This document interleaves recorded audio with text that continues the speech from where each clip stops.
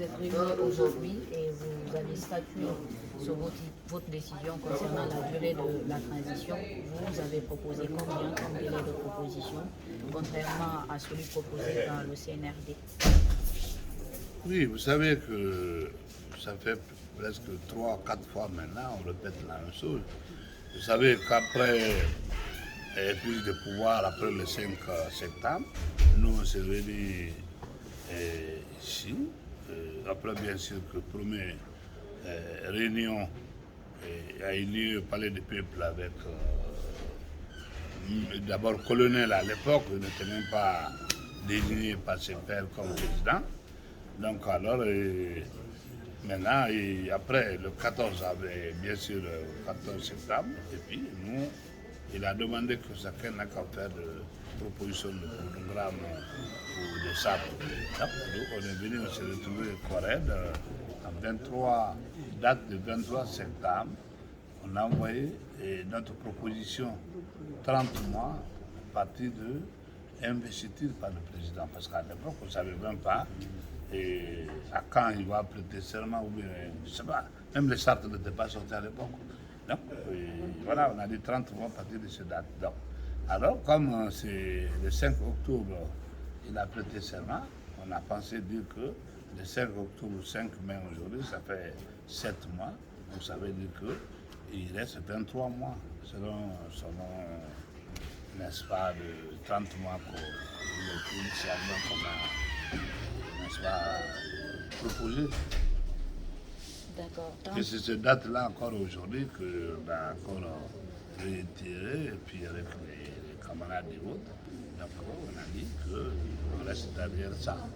Voilà. Vous avez proposé 30 mois à la rigueur et le CNRD propose 36 mois. Si toutefois les autorités de transition ne revenaient pas sur leur décision, quels sont les moyens que vous allez déployer par rapport à ça?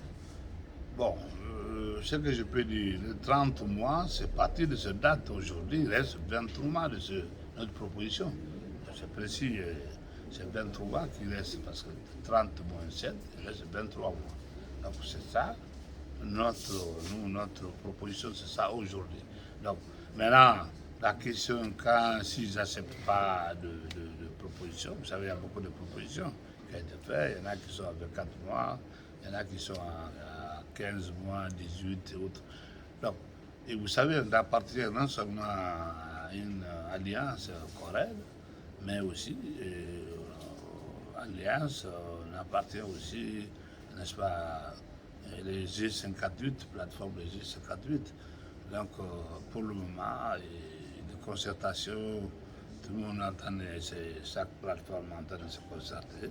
Et comme demain, déjà, il y a une grande réunion des G58 qui est convoquée, et à Soura, et bon, les grandes décisions seront prises là, chacun va donner sa position là-bas, et puis ce battre-là, on sera réellement quelle est la proposition qu'il faut faire.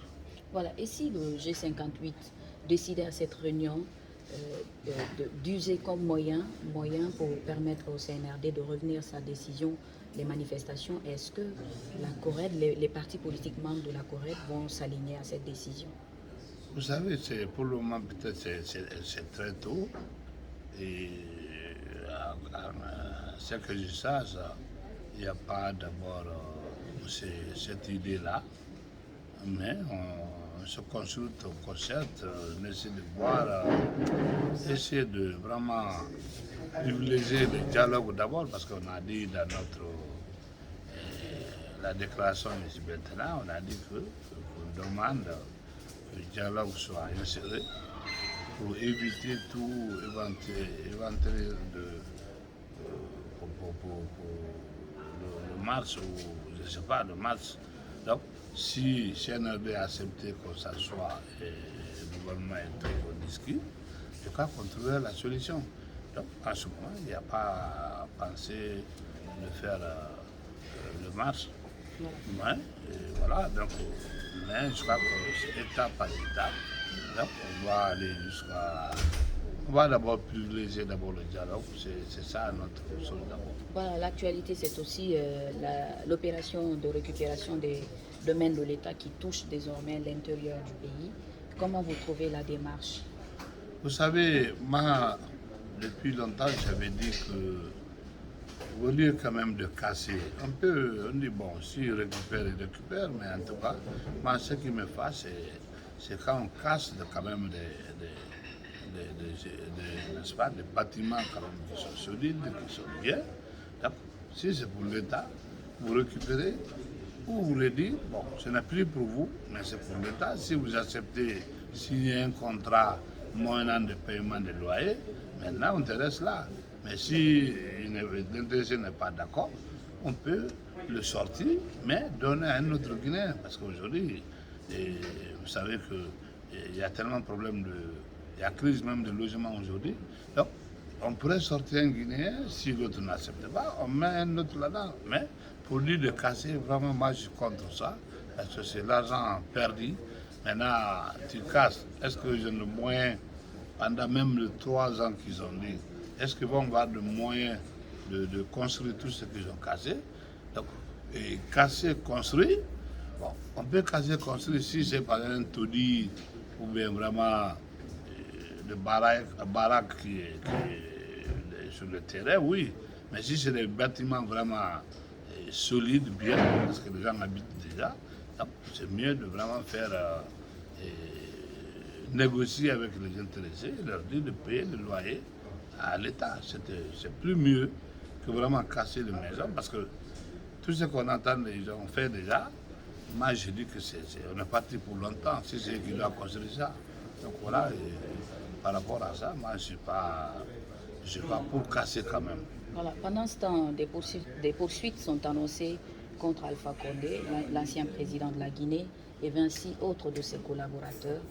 Qu'est-ce que vous en pensez également? Bon, vous savez que moi, j'étais bien sûr chef de file de l'opposition à l'époque. J'ai donné beaucoup de conseils n'est-ce pas, au président, ancien président. Je l'ai toujours dit de vraiment de faire en sorte qu'il n'y ait pas de problème, qu'il puisse vraiment gérer le pays selon la loi. J'ai dit sinon, et demain après lui, il sera le seul, quand ça ne va pas, il sera le seul comptable.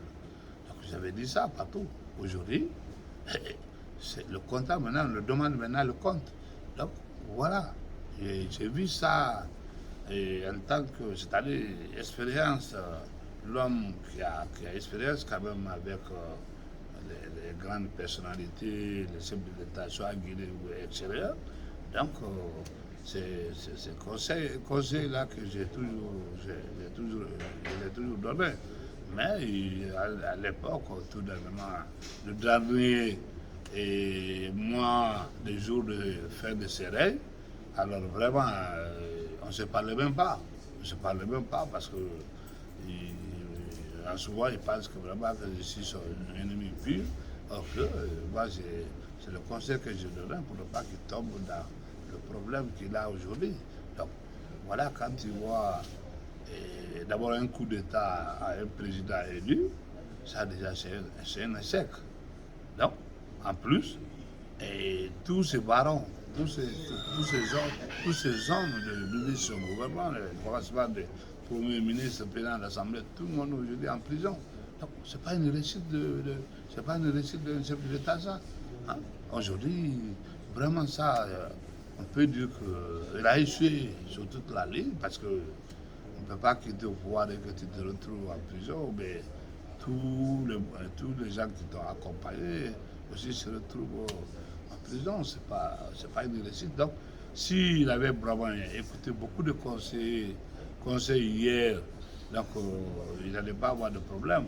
Donc c'est pourquoi on conseille aussi aujourd'hui ceux qui sont là, le président ou le régime qui est là aujourd'hui, transitoire, et donc le nom indique que ça va passer, mais il ne faut pas que le même truc les reprenne demain. Donc voilà, toujours c'est notre rôle de conseiller en tant que, avec l'expérience, toutes les expériences qu'on a acquises à côté des chefs de l'État, des grands hommes. Donc voilà, c'est pourquoi on essaie de donner le conseil. Dernière question que pensez-vous de la position aujourd'hui de Dr Faya Milimono, de Lansana Kouyaté et également de Dr Ousmane Kaba par rapport à la gestion de la transition? Ceux-ci ont tendance quand même à légitimer tout ce qui se passe du côté du CNRD. Bon, vous savez que chaque parti est libre, chaque parti a son statut, règlement intérieur et tout.